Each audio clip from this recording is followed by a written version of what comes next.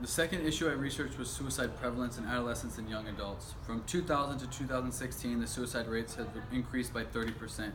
According to the CDC, the suicide rates for females aged 10 to 14 increased significantly from 0.6 per 100,000 in 2000 to 1.7 in 2016. Additionally, the CDC reported a similar increase amongst males.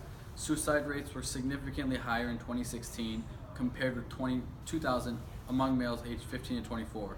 According to research by Suicide Awareness Voices of Education, it's the second leading cause of death in the world for kids aged 15 to 24 years. An important discrepancy to note is that suicide is the second leading cause of death globally for people aged 15 to 24. However, in the United States specifically, it's the third leading cause of death. Despite all of these statistics, teens and young adults are not the most likely to commit suicide. The highest suicide rate was among people between 45 and 54 years of age. The second highest rate occurred in those 85 or older. In particular, middle-aged white males have the highest rate of suicide. However, I will not be focusing on the middle-aged demographic, and I will just be looking at social media and the rise of suicide in young adults. There are some common factors that are more likely to lead to mental health issues. Mental disorders such as substance abuse, schizophrenia, and mood disorders have a high correlation to mental issues. Additionally, LGBTQ and transgender people are at a much higher risk for suicide. Lesbian, gay, and bisexual kids are 3 times more likely than straight kids to attempt suicide at some point in their lives. In teenagers specifically, Marianne Fraser from Health Encyclopedia said that normal developmental changes combined with stressful life events may cause a teen to think about suicide.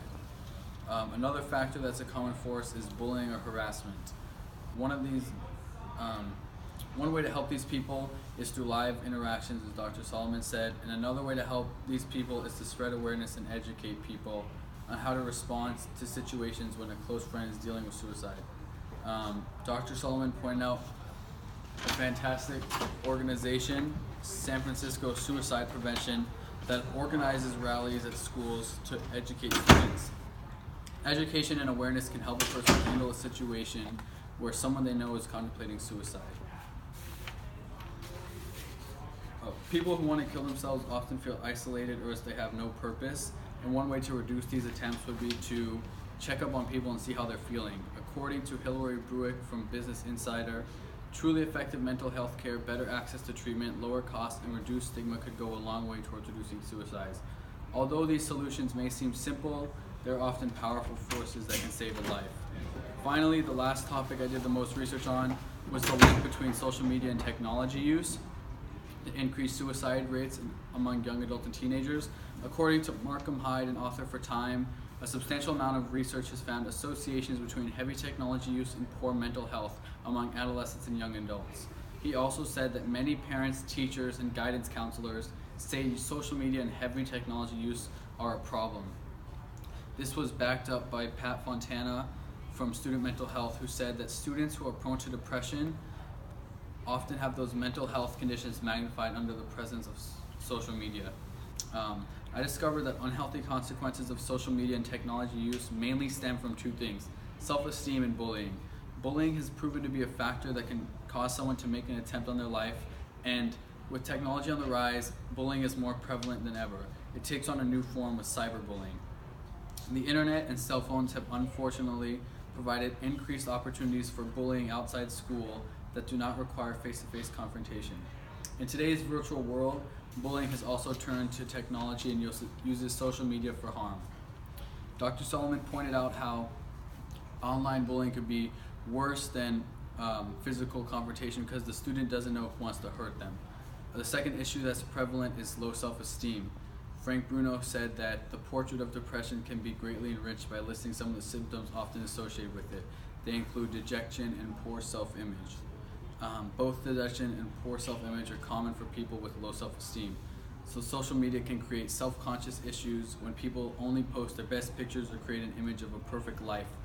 John Childs, who wrote Teenage Depression and Drugs, highlighted that a girl is more likely to commit suicide because she judges herself by how other people are attracted to her. If she's pretty, if she's popular. Sadly, many young women are left feeling at an early age that they're not attractive, that they never will be. He also says that many suicidal adolescents tend to be self-critical. So Christine Watkins also talked about how self-esteem can play a role in mental health issues, and she said that self-esteem is largely influenced by body image in adolescents, and poor self-esteem is linked to suicide.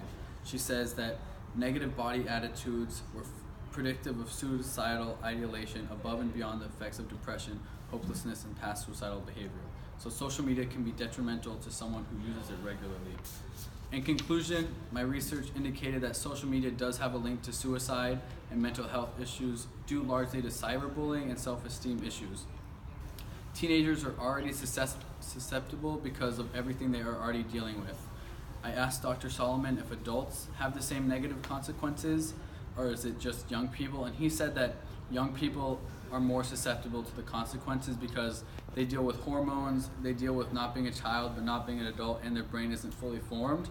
And he also told me that adolescent relationships usually change with their family. And he said that isolation is bad for teenagers' ability to cope. So I'm not advising anyone to quit using social media, but and get off the internet forever, because in moderation, social media is fine and might be good for you because you can connect with other people. But in excess, though, it becomes a problem when it becomes your reality or cyberbullying consumes you, and that's when you're most vulnerable to mental health issues. But we can fix these issues through education, awareness, and just being connected with our friends. Suicide and depression rates can decrease if we address the mental health issues perpetuated by these pressures such as social media. And so we need to educate, raise awareness, and encourage people to talk about their issues.